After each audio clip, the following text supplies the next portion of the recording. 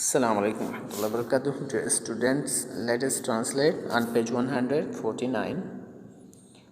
When finally they tried to catch him, he had heard the landlord's youngest daughter and had escaped.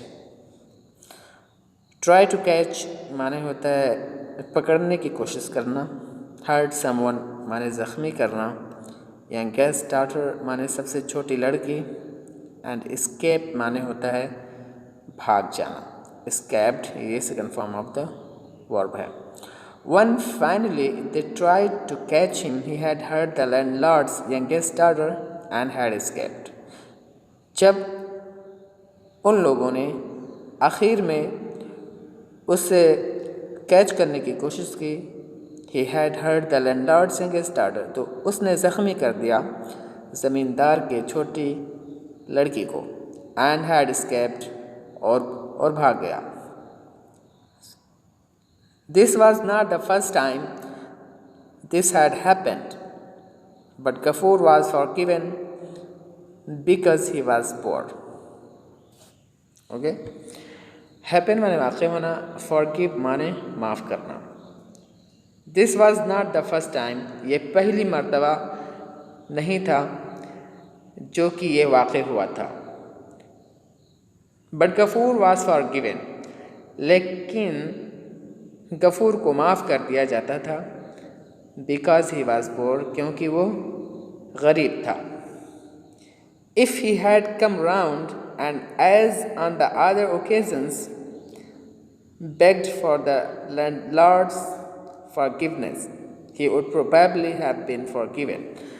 But instead he had claimed that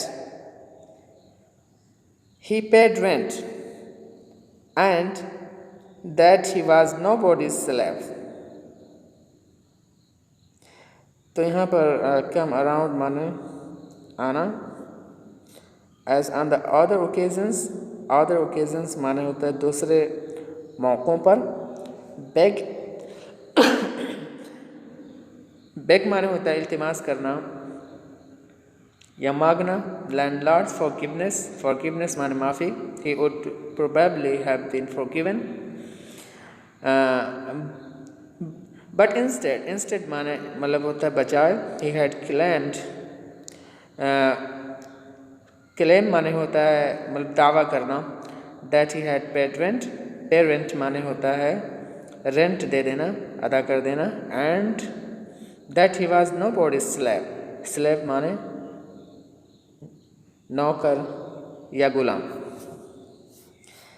if he had come round, अगर वो आया होता वहाँ आसपास, and as on other occasions या दूसरे जैसे कि दूसरे मौक़ों पर वो आता है, begged और मांगता है for the landlord's forgiveness, ज़मींदार से माफ़ी मांगता है, he would probably have been forgiven, तो उसको माफ़ कर दिया जाता. But instead he had claimed, लेकिन उस शख्स ने दावा किया कि उसने रेंट को अदा कर दिया है. and that he was nobody's slave, और ये भी दावा किया कि वो किसी शख्स का या आदमी का नौकर या गुलाम नहीं है. This was too much for Shibu Babu, the ज़मींदार, to swallow. ये काफ़ी हो चुका था शिबू बाबू ज़मींदार के लिए निकलने के लिए या इसे जज्म करने के लिए अपने अंदर. swallow माने होता है निकलना. Ghafoor had borne the beatings and tortures without protest. Ghafoor ने झेल लिया था मार को और सज़ा को बग़ैर एतराज़ के. तो यहाँ पे मतलब बोर्न ये बियर का third form of the verb है. बेटिंग्स माने मारपीट, टर्चर्स माने सज़ा. विदाउट प्रोटेस्ट यानी बिला एतराज़ के. At home, too, he lay in a corner without a word.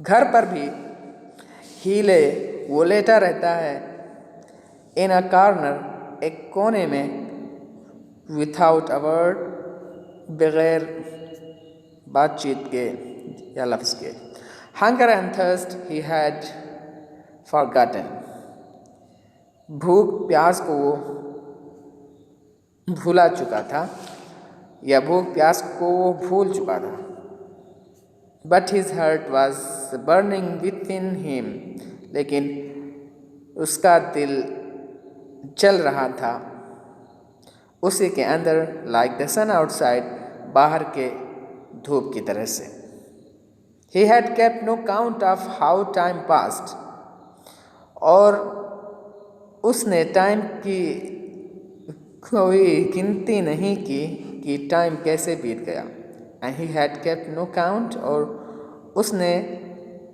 गिनती नहीं की कि हाउ टाइम कि टाइम कैसे बीत गया तो यहाँ पे फॉरगेट के माने होते हैं मतलब भूलना बर्न मीन्स होते जलना ओके विद इन माने अंदर he was suddenly shaken out of his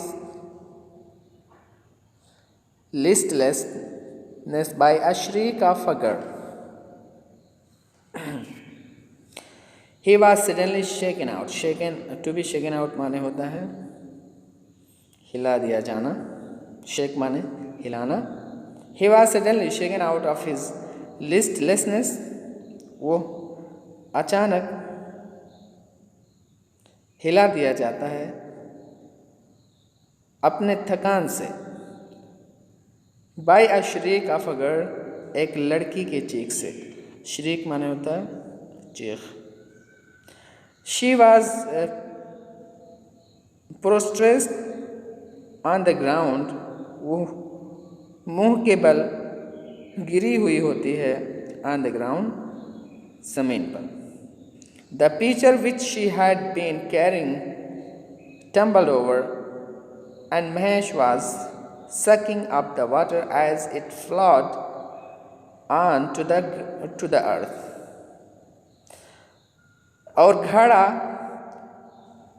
जो ली हुई होती है वो गिर जाता है एंड महेश was sucking और महेश सांड जो है उसको चूस रहा होता है पानी को as it flood on to the earth क्योंकि वो बह जाता है ज़मीन पर ओके फ्ला माने होता है बह जाना टम्बल माने होता है टम्बल ओवर मीन्स होता है मतलब गिर जाना ओके सक माने होता है चूसना सक अप चूसना Gafoor was completely out of his mind Gafoor अक़ल से बाहर हो गया था यानी अपने अक़ल से बाहर हो गया था यानी कि मतलब वो पागल हो गया था without waiting another moment बग़ैर इंतज़ार किए हुए दूसरे लम्हे का ही seized his plough head he had left the day before for repair and with both hands struck it violently on the bent head of Mahesh. Okay, he seized वो लेता है his plow head अपने हल को he had left जो रखा हुआ होता है या जो दिया हुआ होता है एक दिन पहले रिपेयर के लिए एंड विथ बोथ हैंड और दोनों हाथों से स्ट्रक इट इसे मारता है वायलेंटली ज़ोर से on the bent hand of the Mahesh के झुके हुए सर पर ओके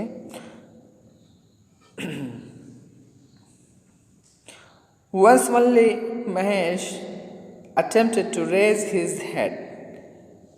सिर्फ एक मर्तबा ही महेश ने कोशिश किया अपने सर को उठाने के लिए, but immediately his starving whole body shook once and twice, and then stretching the fore and hind legs as far as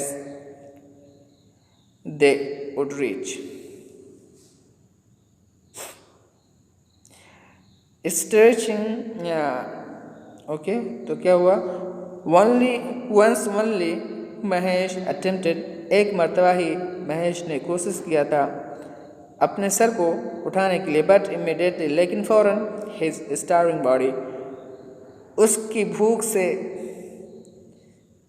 कमज़ोर body sag to the ground, ज़मीन पर गिर गई, लुढ़क गई. A few drops of blood, और चंद खून के कतरे, from his ears, उसके कानों से, roll down, नीचे गिरे. roll down means नीचे आना. His whole body shook, उसकी पूरी जिस्म हिल गई. Once or twice, एक दो मरतबा, यानी उसकी पूरा मतलब जिस्म हिल गया. एंड देन, और फिर stretching the fore and hand legs, फैलाते हुए अगले और पिछले पैर को, as far as they would reach, जितना कि वो उसे मतलब फैला सकते थे. महेश फेल डेड, महेश गिर करके मर गया. What have you done? क्या किया है आपने? Father, अब्बू. Our Mahesh is dead. हमारा महेश सांड जो है वो मर गया है. Amina burst out weeping. Amina ने तेजी से रोते हुए बोला. Ghafoor did not move nor answer her. Ghafoor ना ही हिला और ना ही उसे जवाब दिया. He remained staring. वो घूरता रहा. Without blinking at a pair of motionless, beady black eyes. बगैर पलक को झपकाते हुए या झपकाए हुए, at a pair of motionless beady, एक जोड़े बिला हरकत वाले गोल काले आँख पर, यानी वो बैल की आँख को उसके मौत के समय वो देखता रहा, उसको वो घूरता रहा, और उस आदमी ने आमना को कोई जवाब नहीं दिया. तो यहाँ पर बस्ट आउट वीपिंग माने होता है मतलब रोते हुए, मतलब फूट पड़ना. ओके. मूव माने हरकत करना. रिमेन स्टेरिंग यानी मतलब होता है इसके घूरते रहना. ब्लिंक माने होता है पलक झपकना. एट अ पेयर माने होता है जोड़ा. मोशनलेस माने वो चीज़ जिसमें कोई हरकत ना हो. बीडी माने छोटी और गोल आँख, यानी मतलब छोट भी हो आँख और गोल भी हो. और I hope that you understand today the translation and words and meaning. See you later. Assalamu alaikum wa rahmatullahi wa barakatuh.